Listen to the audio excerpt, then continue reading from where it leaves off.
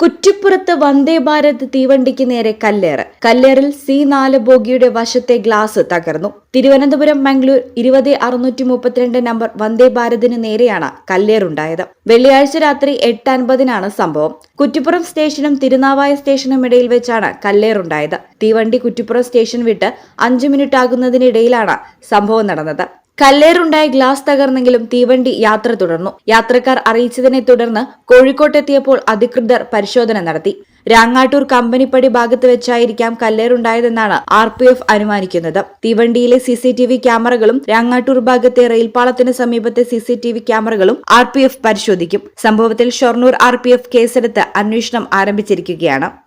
ഈ channel Kuttippuram. Kavitha gold and diamonds അവതരിപ്പിക്കുന്നു season of merry. കവിതയുടെ പുതിയ ആഭരണ ശ്രേണിയായ glam 18 rose gold light weight ആഭരണങ്ങളുടെ എക്സ്ക്ലൂസീവ് ലോഞ്ച്. ഓഫറിന്റെ ഭാഗമായി ഒരു ഭാഗ്യശാലിക്ക് ബമ്പർ പ്രൈസായി ഒരു മാരുതി സ്വിഫ്റ്റ് ഡിസയർ കാറും 5 ഭാഗ്യശാലികൾക്ക് ഗൃഹോപകരണങ്ങളും സമ്മാനം. ഫെസ്റ്റിവലിന്റെ ഭാഗമായി എല്ലാ ആഭരണ ശ്രേണികൾക്കും ആകർഷകമായ ഡിസ്കൗണ്ട്. ഈ ഓഫർ ഡിസംബർ 15 മുതൽ ഫെബ്രുവരി 15 വരെ മാത്രം.